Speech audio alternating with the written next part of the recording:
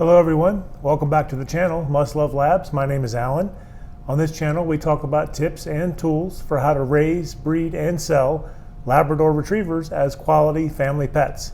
So if you're new here, you might consider subscribing.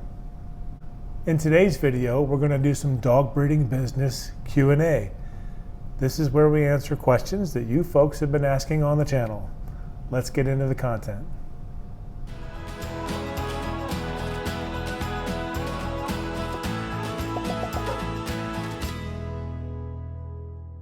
Okay, let's get going on some of these questions.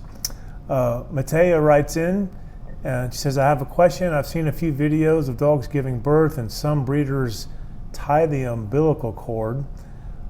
Is that necessary? And she also asks, and what about calcium in between litters? Okay, two different questions there. First one, is tying off the umbilical cord necessary? I focus on Labradors, that's what I know. I know that with some breeds it's very necessary. You need to have, I think most people are using the waxed dental floss to do that with. And because there's a bit of a bleeding issue, they'll cut the umbilical cord and then tie it off with some waxed dental floss. Now, having said that, with my Labradors, I have not found that to be necessary. Rosie will literally chew the umbilical cord off and lick their belly a little bit to clean them up. I've never had a bleeding issue. I've never had one go too long, too short, any of that. So with Labrador Retrievers, I have not found this to be necessary. Now then, whatever breed you're working with, I would ask your veterinarian about that and get their take on it, because there may be some breeds where you absolutely need to be ready to take care of that during the birthing process. So I would know about that up front. But if you're doing Labradors, I personally have not found that to be necessary. I'm ready to do it. I've got the stuff. We keep some waxed dental floss on hand because, like you, I've seen videos where people do this. I haven't felt the need to cut the umbilical cords myself. I'm always ready to do it, but my dogs have been taking care of that, so I just really haven't had to. But we're ready to do it if we need to. I hope that helps.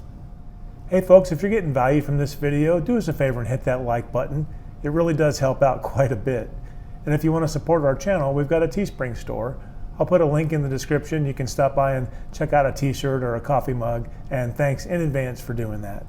We also put links in the descriptions to all of our videos for pet products that we use and approve of here at Must Love Labs. So feel free to check those out as well. Now, Matea had also asked about calcium in between litters of puppies. Absolutely.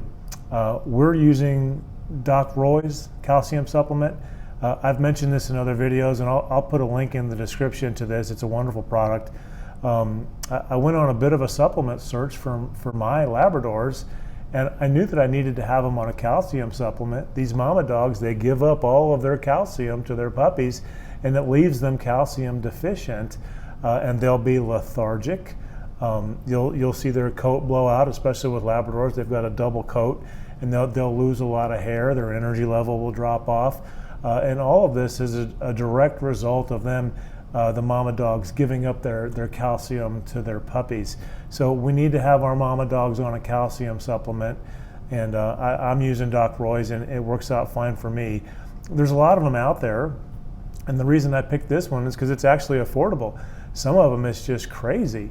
The prices, it's like, really? I gotta spend that much money to have my dog on a quality calcium supplement? So that's why I went on a bit of a search for that. Doc Roy's is the one that I came up with. It's reasonably priced, and you can get your mama dog on this. With my adult Labradors, I crush up 2 of these tablets in a mortar and pestle and turn them into a powder, and I'll sprinkle that on a piece of meat that's actually loaded with peanut butter. I think I did a video about that. Anyways, that's what I do. If they won't just take it and eat it like a piece of candy. My dog Livy, for instance, she eats these like candy, so you can just give them to her. Other dogs are a little more finicky, and you got to get creative about getting it in them. But yes, get them on a calcium supplement, absolutely. Okay, Danielle Schaefer writes in. She says, hi.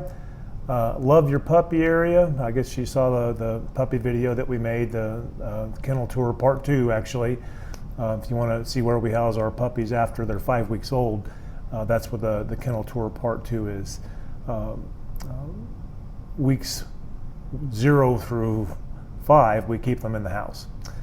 And we've got a puppy yard directly outside there as well. But anyways, her question is, when can I put the puppies outside on grass, and do they need to be vaccinated first, and which vaccines? So 3 questions there, but they're all related, and that's fine. When can you put them outside on grass? Well, weather permitting, we usually start going outside along about week 4.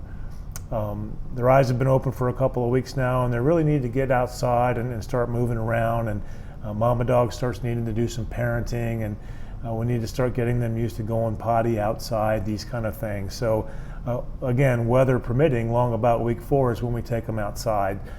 Do they need to have vaccines first? Well, they don't actually start getting vaccines till they're 6 weeks old. Puppy vaccinations tend to start at 6 weeks and then go every 3 weeks thereafter. Now you can start worming them at 2 weeks actually. Dewormer at 2 weeks. So they will have been dewormed a couple of times before they start doing that, and then the vaccines at 6 weeks. As far as which vaccines to go with, you want to check with your vet on that. I know some of them are area specific, but basically there's a shot series, a lot of people call it the Super 5, that includes parvo and some other stuff. And you'll want to get on board with that, but ask your vet about which shots to go with, and they'll get you pointed in the right direction. And you can either take them all to the vet and let the vet do that, or you can just buy them at the vet and take it home and administer them yourself. If you don't know how to give a shot to a dog, your vet will be glad to explain it to you. It's real easy. You take them by the scruff of the neck and make a little bit of a tent, give them a pop and put it in. It's fast, and they don't even notice it. Hope that helps. Well, that wraps up our dog breeding Q&A session. I sure hope you got value from it. Do us a favor and hit that like button, and you definitely want to subscribe to the channel, as we will be discussing this topic and others in future videos. And thanks as always for stopping into Must Love Labs. We'll see you in the next video.